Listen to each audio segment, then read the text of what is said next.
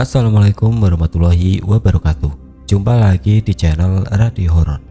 Sebelum kita masuk ke ceritanya, tekan dulu tombol subscribe channel ini dan nyalakan juga lonceng notifikasinya sebagai bentuk dukungan kalian.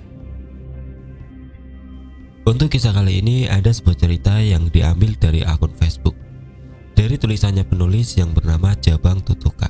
Dan untuk kisah yang akan saya bawakan kali ini yaitu kisah yang berjudul Tragedi Bis Malam. Bagi teman-teman yang ingin membaca langsung ceritanya, nanti saya sertakan linknya di kolom deskripsi. Dan seperti apa untuk kisah kali ini? Langsung saja kita simak berikut ini.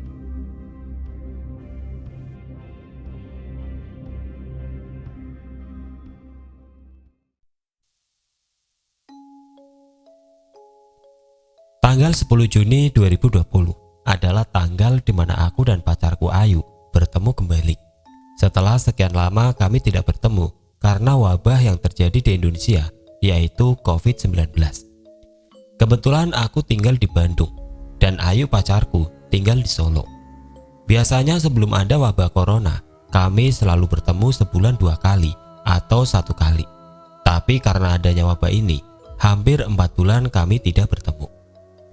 Tanpa basa-basi, tiba-tiba Ayu sudah mengirim foto kepada saya sambil bilang, "Yang, aku OTW Bandung." Aku sedikit kaget karena sebelumnya dia nggak pernah bilang mau ke Bandung. Yang aku khawatirkan, dia pergi ke Bandung dari Solo sendirian dan membawa mobil sendiri. Tapi ya sudahlah, toh aku tahu dia memang tangguh. Singkat cerita, akhirnya dia tiba di Bandung pukul 10 malam. Selama di Bandung, kami pun banyak menghabiskan waktu berdua. Sampai tidak terasa, dia sudah 4 hari di Bandung dan harus kembali ke Solo.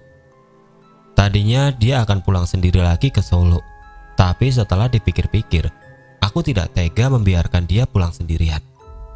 Sampai akhirnya, aku memutuskan untuk mengantarnya pulang ke Solo. Setibanya di Solo, aku hanya menginap 1 hari saja, karena memang tujuanku hanya untuk mengantarnya saja. Dan aku pun memutuskan untuk kembali pulang ke Bandung esok harinya menggunakan bis malam. Pukul setengah 5 sore, aku pun tiba di terminal Tirtonadi Solo. Aku pun mulai mencari bis yang sudah aku pesan semalam tadi. Dan ya, akhirnya ketemu juga bisnya. Aku pun mulai masuk ke dalam bis itu yang keadaannya masih kosong. Tidak ada seorang pun di dalam bisnya. Tidak butuh waktu lama, akhirnya bis pun mulai jalan. Aku yang merasa keheranan karena penumpang di dalam bus itu hanya ada aku. Jadi hanya kami bertiga, aku, sopir dan kernet. Karena aku hanya sendiri, jadi aku memutuskan untuk duduk di kursi paling depan karena biar ada teman ngobrol. Karena biar ada teman ngobrol aja sama sopir dan kernetnya. Aku pun mulai membuka obrolan. "Pak, kok kosong bisnya?" "Iya nggak apa-apa, gara-gara corona nih, ditambah harganya naik jadi 2 kali lipat juga." "Jadi ini cuma aku Pak penumpangnya?" "Iya Pak," sambil tertawa kecil. Alhamdulillah, ternyata sopir dan kernetnya itu orang Sunda, jadi aku cukup akrab dengan mereka. Bis yang aku tumpangi ini rutenya lewat jalur selatan, jadi ya lumayan agak jauh juga. Tidak terasa hari pun mulai gelap, mataku pun mulai mengantuk dan aku pun tertidur. Tidak lama kemudian aku pun terbangun. Karena ya tidur di kendaraan umum memang tidak bisa sepulas tidur di kamar sendiri. Saat itu waktu menunjukkan pukul 8 malam. Keadaan di bis saat itu sangat gelap gulita. Tidak ada penerangan sedikit pun. Mungkin karena hanya aku juga penumpangnya. Hanya ada sedikit penerangan dari lampu mobil lain yang mengarah ke bisku sekali-kali. Aku memutuskan untuk merokok saat itu. Dan ruang merokoknya ada di bagian bis paling belakang. Jadi memang ada sekat lagi khusus untuk ruang merokok, terpisah dari kursi penumpang.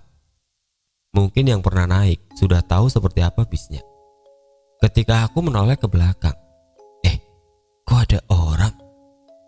Aku hanya melihat rambutnya saja, karena wajahnya tertutup kursi di depannya. Aku sempat terdiam sejenak melihatnya. Aku menebak dalam hati bahwa penumpang yang ada di belakang itu wanita, karena aku melihat rambutnya saja seperti panjang, walaupun samar karena gelap. Dalam hatiku mulai bertanya-tanya, kok bisa ada dia ya? Padahal kan cuman aku penumpangnya. Apa mungkin dia tadi naik di jalan ketika aku tertidur? Alah, ya sudahlah. Aku tidak mau peduli soal hal itu, gumamku dalam hati. Aku pun berjalan ke belakang bis dengan pelan, karena memang berjalan di dalam bis pasti oleng. Ketika aku berjalan di samping penumpang itu, aku sempatkan untuk menoleh ke arahnya. Jujur aku penasaran, ingin melihat wajahnya. Tapi ketika aku melihat ke arahnya, aku hanya melihat dia sedang tertunduk. Dalam hati mungkin dia sedang tertidur. Wajahnya tidak terlihat sedikit pun, karena terhalang oleh rambutnya yang lumayan cukup tebal dan panjang itu. Posisi kursi ruang merokok pun sama seperti kursi penumpang, menghadap ke arah depan. Dan di ruangan itu hanya ada 2 kursi. Karena sekatnya kaca, jadi sambil merokok aku melihat wanita itu dari belakang. Mataku seakan tidak mau lepas melihat penumpang wanita itu. Aku mulai memperhatikannya, dan ketika aku melihat bajunya, aku melihat seperti kotor baju yang dikenakannya. Karena bajunya yang berwarna putih, jadi sedikit noda pun pasti terlihat. Wanita itu tidak bergerak sedikit pun. Aneh, padahal kondisi bus saat itu cukup kencang, dan apalagi jalur selatan itu terkenal dengan banyak tikungan tajamnya. Ketika aku sedang fokus memperhatikannya, tiba-tiba dia menoleh, membalikkan kepalanya menatapku di balik sekat kaca itu. Aku pun terkaget dan mengalihkan pandanganku. Entah kenapa saat itu sekujur tubuhku tiba-tiba merinding. Ketika aku memberanikan melihatnya lagi, ternyata wanita itu masih melihatku. Saat itu kami saling menatap sekitar 3 detik. Aku sempat melihat jelas wajahnya. Wajahnya putih seperti pucat. Umurnya mungkin sekitar 25 tahun. Rambut panjangnya menutupi sebagian wajahnya, matanya hitam. Walaupun samar, tapi aku bisa begitu jelas melihatnya. Pandangan dia tetap terarah kepadaku, sampai akhirnya aku pun melemparkan pandanganku ke arah lain. Ketika aku melihatnya kembali, aku kaget karena dia masih menatapku, tapi kali ini dengan sedikit mata yang melotot. Aku pun kembali mengalihkan pandanganku dan tidak berani melihatnya lagi. Dalam hati, apa mungkin dia tersinggung karena aku melihatnya? Aku pun menghabiskan sebatang rokok dan berniat kembali ke tempat dudukku yang ada di barisan paling depan. Tapi entah kenapa, saat aku mau berjalan melewatinya, nyaliku seperti ciut. Aku seperti tidak berani berjalan melewatinya. Tubuhku tiba-tiba gemeteran, sampai akhirnya aku memberanikan diri berjalan pelan. Dan ketika aku berjalan di sampingnya, tiba-tiba aku mencium bau bangkai yang sangat menusuk. Tiba-tiba, tangan aku disentuhnya. Tangannya dingin. Aku berpikir mungkin karena AC di dalam bis itu. Aku pun lalu menoleh ke arahnya, lalu dia menyapaku. "Dari mana, Mas?" tanya wanita itu. Entah kenapa setelah dia menyapaku, perasaan takutku jadi hilang. "Saya dari Solo, mau pulang ke Bandung," jawabku. Lalu dia menyuruhku duduk di kursi yang ada di seberang tempat dia duduk. Dan terjadilah percakapan antara kami, dan kami pun berkenalan. Nama dia Sari.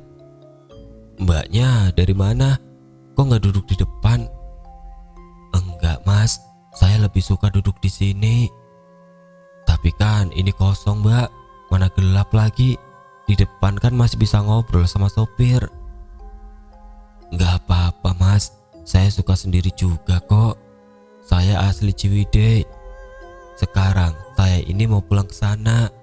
Sudah lama saya tidak berjumpa sama orang tua saya soalnya saya sudah rindu. Oh iya mbak, sudah berapa lama emang gak ketemu? Sudah 15 tahun mas. Wah, sudah lama juga ya mbak. Kok baru pulang sekarang mbak? Iya mas, saya baru ada kesempatan sekarang. Mas mau nggak anterin saya pulang? Oh iya, ayo aja mbak, tapi pakai motor ya. Aku pun tidak banyak bertanya alasan dia kenapa tidak pulang selama itu. Yang membuat aku aneh selama tadi ngobrol, wajahnya tidak melihat ke arahku. Dia hanya memandang lurus ke depan dengan tatapan kosongnya. Aku pun akhirnya pamit untuk kembali ke tempat dudukku. Tapi dia memohon padaku agar menemaninya duduk kembali. Di sini dulu aja mas, temani saya. Anehnya, aku seperti tidak bisa menolak saat itu. Dan aku pun terduduk kembali. Dan yang aku rasakan saat itu adalah aku sangat-sangat merasa ngantuk sekali. Dan tidak lama aku pun tertidur. Aku tertidur lumayan cukup lama saat itu, sekitar 6 jam. Dan saat itu posisi bis sudah ada di daerah Banjar, Jawa Barat. Lumayan cukup ngebut juga sopir melajukan bisnya. Ketika aku terbangun dan menoleh ke arah wanita itu, tiba-tiba wanita itu sudah tidak ada lagi di tempat duduknya. Loh, kemana dia? Aku yang masih bingung akhirnya berjalan ke arah depan untuk kembali ke tempat dudukku. Setibanya di tempat dudukku, tiba-tiba Pak sopir bertanya kepadaku, Mas, ngapain tadi duduk di belakang? Habis teleponan ya sama pacarnya? Asik banget kayaknya, sampai ketiduran.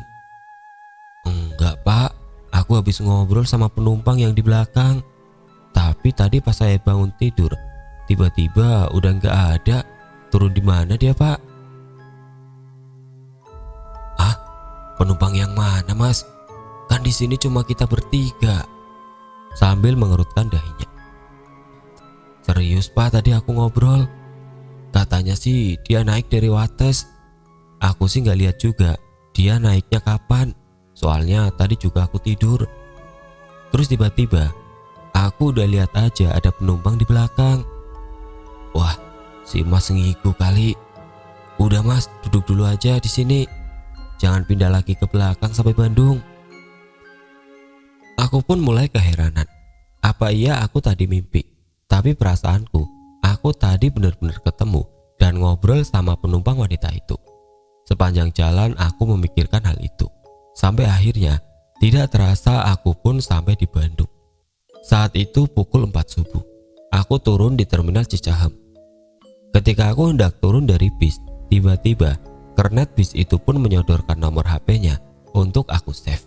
Dengan tujuan barangkali aku mau pergi ke Solo lagi biar menghubungi dia. Lalu aku pun save nomornya. Walaupun dalam hati aku tidak begitu penting dan butuh nomor si kernet itu. Aku pun lalu pamit dan berterima kasih kepada sopir dan kernetnya itu. Aku mulai memesan ojek online di terminal itu. Di sepanjang jalan menuju rumah, aku terus memikirkan sosok wanita di dalam bis itu. Apa benar aku hanya mimpi? Aku dibuatnya pusing saat itu karena yang aku alami itu benar-benar terjadi, bukan mimpi. Setibanya di rumah, aku pun tidak butuh waktu lama untuk memejamkan mataku. Karena memang sudah sangat lelah sekali saat itu. Keesokan malamnya, aku menghubungi Ayu dan menceritakan apa yang aku alami di dalam bis saat itu. Tapi dia malah tertawa dan tidak memberikan tanggapan apapun. Setelah selesai menelpon Ayu, aku putuskan untuk tidur. Aku tutup semua jendela kamarku. Tapi ketika aku tutup, tiba-tiba prak, kaca jendelaku seolah ada yang memukulnya. Aku mencoba melihatnya keluar dan ternyata ada sebuah ranting pohon yang dimana ranting pohonnya itu dililit seutas tali kain berwarna putih. Aku mulai bingung dan mencari siapa yang sudah melempar ini. Setelah jalan ke sana kemari, aku pun tidak menemukan siapa-siapa. Lalu aku pun membuangnya kembali ranting itu ke dalam tong sampah dan kembali ke kamar tidurku. Kumatikan lampu kamarku dan aku pejamkan mataku. Tapi baru saja aku pejamkan mataku, tiba-tiba sosok wanita di dalam bis itu seolah-olah ada di hadapan wajahku dengan wajah yang lebih mengerikan. Tubuhnya dilumuri darah, rambutnya panjang terurai dan menutupi mukaku. Aku sangat sulit bernafas dan bergerak saat itu. Sampai aku berdoa sebisa mungkin dan sosok itu pun menghilang. Aku pun terbangun lalu menyalakan lampu kamarku. Tubuhku dibasahi keringat yang sangat banyak. Entah kenapa rasanya capek sekali. Aku pun terdiam dan berpikir, kenapa tiba-tiba sosok Sari ada di mimpiku dengan keadaan seperti itu. Aku pun berjalan ke dapur untuk mengambil air minum. Karena memang saat itu aku merasa haus sekali. Ketika aku menuruni anak tangga rumahku, tiba-tiba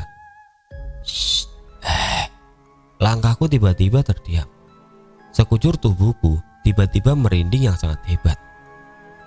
Lalu aku mendengar suara kaki yang dihentak-hentakan di dalam kamarku. Suara kaki itu diiringi suara nyanyian Sunda, seperti sedang menyinden dan bernari. Aku hanya terdiam, seakan-akan kakiku terpaku di anak tangga itu. Setelah 1 menit aku berdiri di tangga. Akhirnya suara di dalam kamar aku pun hilang. Dan aku cepat-cepat turun ke bawah. Dan aku putuskan untuk tidur di ruang tamu malam itu. Pagi pun tiba. Aku dibangunkan oleh ibuku yang saat itu keheranan melihatku yang tidur di kursi. Aku pun bangun dan bergegas masuk ke kamarku pagi itu. Ketika aku masuk ke dalam kamarku, tiba-tiba aku kaget melihat lantai kamarku kotor. Ada telapak kaki seperti orang sudah menginjak tanah. Sangat kotor sekali. Aku dibuat bingung kembali siapa yang sudah masuk ke kamarku. Aku bergegas turun kembali dan menghampiri ibuku. "Bu, tadi masuk ke kamar aku enggak?" "Tidak, kenapa memang?" "Enggak, ya udah enggak apa-apa." Aku pun kembali masuk ke kamar dan membersihkan lantai yang kotor itu. Ketika aku sedang membersihkan kamarku, tiba-tiba ada temanku Reza datang. Dan ketika dia masuk ke dalam kamarku, dia pun kaget karena melihat lantai kamarku kotor, bekas telapak kaki manusia yang habis menginjak tanah. "Kamu ngapain? Kok masuk kamar gak cuci kaki dulu? Sampai kotor begini." "Bukan aku." "Lah terus siapa?" "Ntar aja aku ceritanya." "Ini tanah kuburan loh." Dengan nada kaget. "Ngaco ah kamu." Serius, ini tanah kuburan. Kamu habis dari mana sih?" "Ah, bawel kamu. Udah cepet bantu beresin." Reza pun membantuku membersihkan kamarku saat itu. Ketika dia membersihkan ke arah pojok kamarku, tiba-tiba dia teriak, "Woi, apaan nih?" Sambil memegang seutas tali putih dari kain. Aku pun bingung kenapa ada tali itu di kamarku. Tali itu persis seperti tali yang kemarin aku temukan melilit di ranting pohon itu. "Ini tali mayat loh. Kamu ini mau cari ilmu hitam apa gimana?" "Maksud kamu apa sih?" "Kamar ini sudah lantai penuh tanah kuburan. Sekarang ada tali pocong pula. Kamu ngambil tali ini dari kuburan siapa?" "Sumpah Za, aku gak tahu apa-apa." "Masa kamu gak tahu apa-apa sih? Jelas-jelas ini ada di kamar kamu." "Ya udah, kamu tolongin buang itu Za. Kita keluar sekarang. Nanti aku cerita." Akhirnya kami pun keluar rumah dan Reza pun membawa tali itu dimasukkan ke dalam kantong plastik dan memasukkannya ke dalam jok motor di daerah dagu atas. Sesampainya di sana, aku pun mulai menceritakan apa yang aku alami saat di dalam bus sampai yang terjadi di rumahku. Reza hanya bengong mendengar ceritaku. Dia menyarankan agar aku menemui orang pintar untuk menanyakan apa yang telah terjadi. Aku pun mengiyakannya, walaupun aku tidak ada niat untuk pergi ke orang pintar karena aku juga tidak begitu percaya. Tidak terasa kami ngobrol waktu itu sudah menunjukkan pukul 9 malam dan kami sudah menghabiskan beberapa gelas kopi. Kami pun beranjak untuk pulang.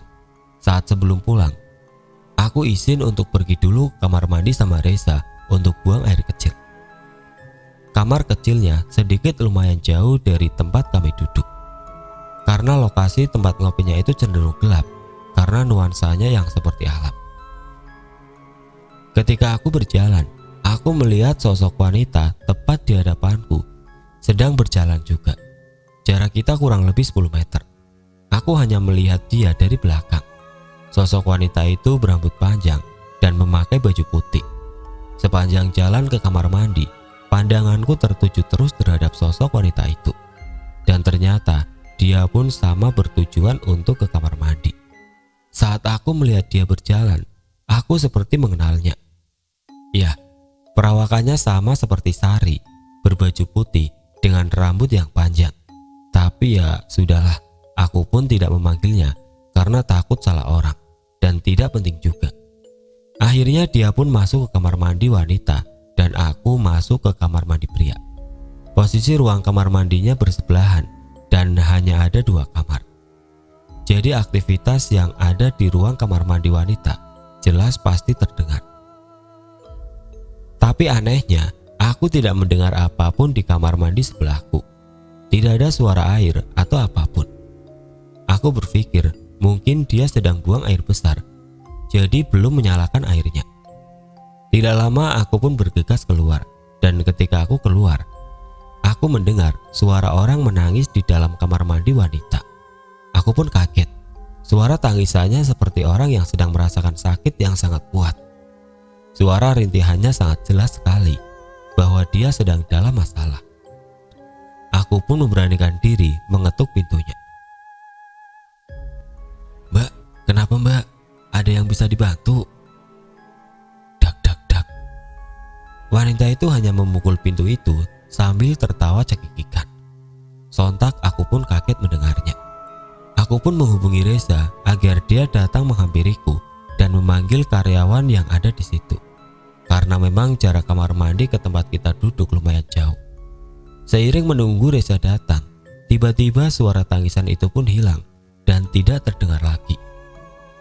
Aku semakin khawatir dengan keadaan wanita yang ada di dalam itu. Tidak lama Reza pun datang bersama beberapa karyawan. "Ada apa?" "Ini ada wanita nangis kesakitan di dalam toilet ini." Karyawan itu pun menatapku keheranan. "Coba dibuka pintunya mas, saya nggak berani, soalnya tadi saya ketuk juga, malah dia seperti marah pada saya." Akhirnya karyawan itu pun mengetuk pintunya, tapi tidak ada respon. Lalu karyawan itu mencoba untuk membuka pintunya. Ketika hendak didorong, ternyata pintu itu tidak dikunci. Dan yang membuatku kaget lagi, ternyata tidak ada siapapun di dalam kamar mandi.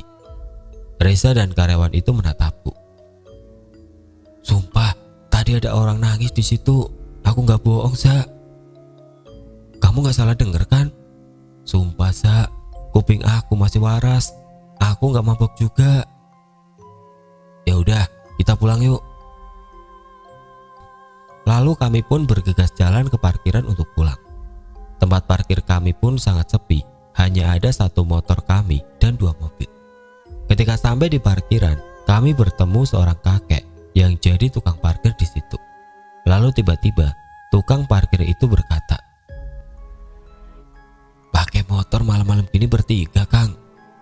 Kami pun keheranan sambil memandang wajah si kakek itu. "Kami berdua kok pak," jawabku. "Lah, itu si Nengnya gak diajak naik motor juga." "Si Neng siapa pak? Jangan bercanda, ini udah malam."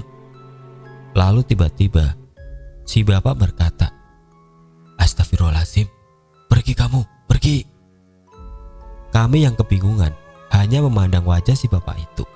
Tapi si bapak itu hanya menundukkan kepalanya, seakan-akan dia tidak mau melihat kami. "Kenapa pak? Kamu bawa siapa itu?" Sambil menunduk dan tidak menatap kami. "Kami hanya berdua pak." ada yang mengikuti kalian. Sontak kami pun kaget. Siapa pak? Kami hanya berdua. Akhirnya si bapak pun menengok kembali ke arah kami. Akhirnya sudah pergi dia. Sini Kang, ikut dulu sama saya. Sambil terengah-engah nafasnya. Akhirnya kami pun mengikuti si bapak itu berjalan ke arah dalam resto kembali. Lalu si bapak pun membawa segelas air minum dan membacakannya doa. Kami yang masih bingung hanya terdiam. Lalu si bapak itu pun memberikan air itu kepada kami. Kami pun meminumnya walaupun kami masih bingung dengan maksud si bapak memberikan air itu.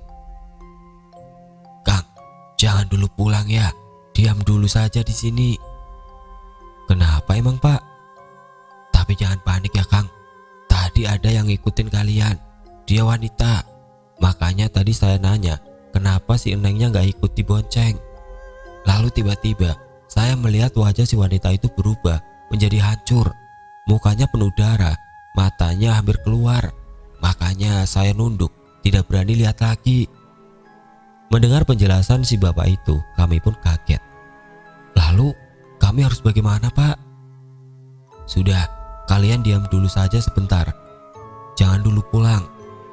Lalu kami pun diam sebentar sampai akhirnya si bapak berkata, silakan Kang, kalau mau pulang. Tidak butuh waktu lama, kami pun segera bergegas pergi ke parkiran dan tancap gas pulang. Sesampainya di rumah Reza, aku pun mampir sebentar hanya untuk bercerita dengan kejadian yang kami alami tadi di tempat kopi. Lalu Reza menyarankanku agar segera menemui orang pintar. Tapi entah kenapa hatiku menolak untuk pergi ke orang pintar. Tapi aku pun mengiyakan omongan Reza agar tidak ada debat di antara kami.